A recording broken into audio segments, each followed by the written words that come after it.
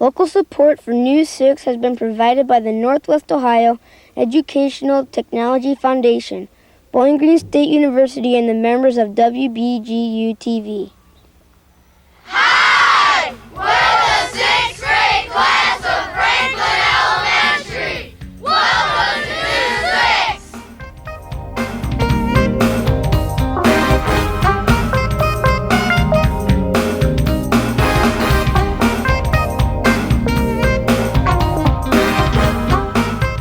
Hi, I'm Miles Figgins from Franklin Elementary. Welcome to News 6. With today's first story, here's Dusty Richardson. Want to know some beauty tips and what's hot in hairstyles? Brandy Moeller takes us to Razor's Edge to show us a professional hairstylist in action. Hi, I'm Brandy Moeller and I'm here at Razor's Edge to give you some hair tips. So how long have you been a barber? I've been in the business 8 years. I've always wanted to do it ever since I was in school, and then I got married, had kids, and I went back to school when my kids were in high school, and I have been doing it now for 8 years, 4 years in Wasion, and I've had my shop here for 4 years. Do barbers only create hairstyles? No, barbers also do perms and colors. We do shaves, and we have a tanning bed, and we also have a nail person that comes in and does other people's nails. Can you show me how you can do someone's hair? Sure, I have Alice here who needs a haircut, and we'll just show you right now. What do customers seem to request the most? They want the latest hairstyles. They want us to find out what's being done, like in California, and then they want us to come back here and use these hairstyles on them today. Most of them want what's hot right now. How do you create a hairstyle? We create it by deciding what the customer wants first, if they want a short hairstyle or a long hairstyle, and then each hairstyle has different angles and different techniques that we have to use. Can you give us some hair care tips? Yeah, one of the main ones, especially for younger kids, is they like to over-abuse the gels and the hairsprays, and we don't need as much hairspray as what we're using. Just get your gels at your roots, blow dry your hair the direction you want it to go, and that's usually the basic thing, is we over-abuse the products.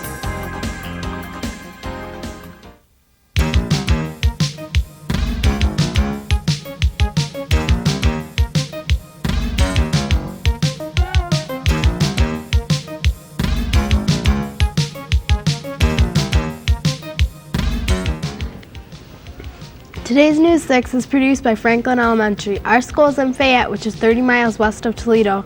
Fayette has a population of 1,300 and was founded in 1872.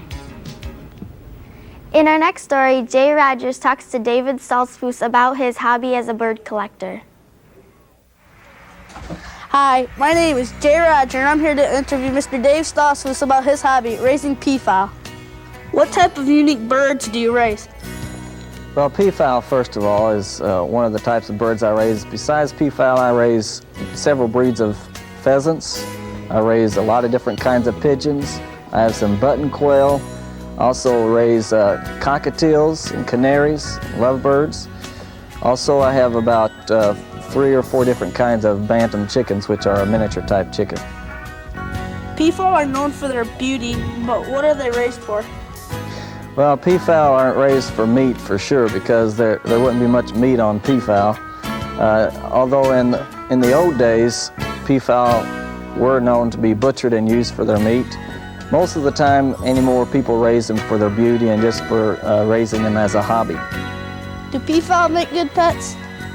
Actually, peafowl don't make good pets because they don't like to be handled. You can walk up to them, but if you try to handle them, they'll fly away, and they don't like it at all. How do you take care of them? Peafowl are hard to take care of when they're young. You hatch them out, and as babies, they're sort of dumb. You have to try to teach them how to eat, and a lot of times I'll hatch out chickens at the same time, and the baby chicks will teach the peafowl how to eat, and they'll survive in that way. The adult peafowl are a lot easier to keep. They're easy to feed. I feed them a cracked corn and a type of chicken feed with it. What's so unique about the peafowl? Peafowl are unique because of their beauty. Also, the male peafowl, when he's 3 years old, he'll grow a tail, a very long tail. The tail will reach to a spread of 8 feet when he has it spread. The male peafowl is known as a peacock. He spreads his tail to try to attract the females. Okay. Thank you, David Stoltzfus, for showing us your bird collection. This week's Kids View question asks the 6th graders, what is your most embarrassing moment? Your question is, what is your most embarrassing moment? My most embarrassing moment is when my mom came in and took a picture of me when I was in the bathtub. My most embarrassing moment was when I was running through a muddy field and fell flat on my face. My most embarrassing moment was when somebody pulled my pants down to the swimming pool. Imagine having 130 children. Well, Pauline Jones of Fayette, Ohio does, only all of her children are dolls. Hi, I'm Lily Nicolin. I have a love for dolls. I'm here with Mrs. Jones, who shares that love also. How and why did you start collecting dolls? Dolls have always been a thing of beauty to me, Lily. And coming from a family of 8 children, we never had money for toys and dolls and things like that. I had one doll as a child, and I always dreamed of having a house full of dolls. And when my daughter was born, I think that hobby started because I collected dolls, not because Joyce liked them, but because I liked them. How many dolls are in your collection, and what countries are they from? I probably have about 107 antique dolls, and then add maybe 30 of just average collectibles. They're from Germany and France, Czechoslovakia, Italy, Australia. What's your oldest doll, and which one is your favorite? My oldest doll is this little fellow right here, and he was purchased from an estate right here in Fayette, and he's 1879. And my favorite doll, if I have to choose one, is this little boy right here. He's just a very rare doll, and he just gives me a lift when I look at him. He has an angelic way about him. Do people give you dolls as gifts, or do you collect them on your own? Both, Lily. I have collected many, many dolls on my own. I've had many, many given to me, mostly by my husband.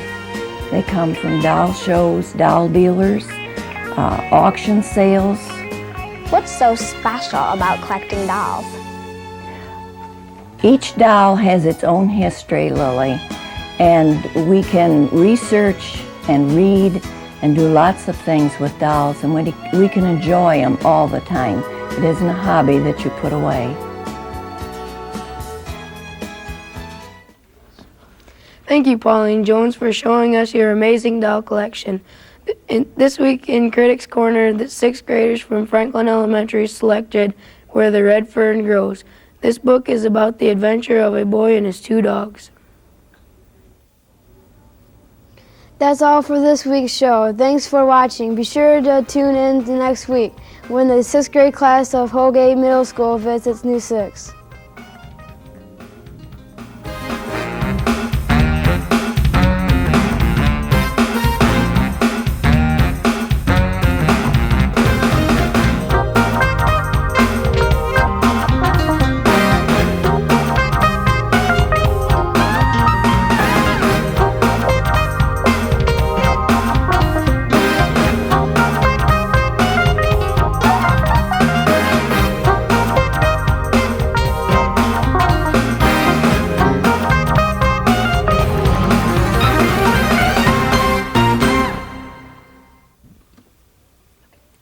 Local support for News 6 has been provided by the Northwest Ohio Educational Technology Foundation, Bowling Green State University, and the members of WBGU-TV.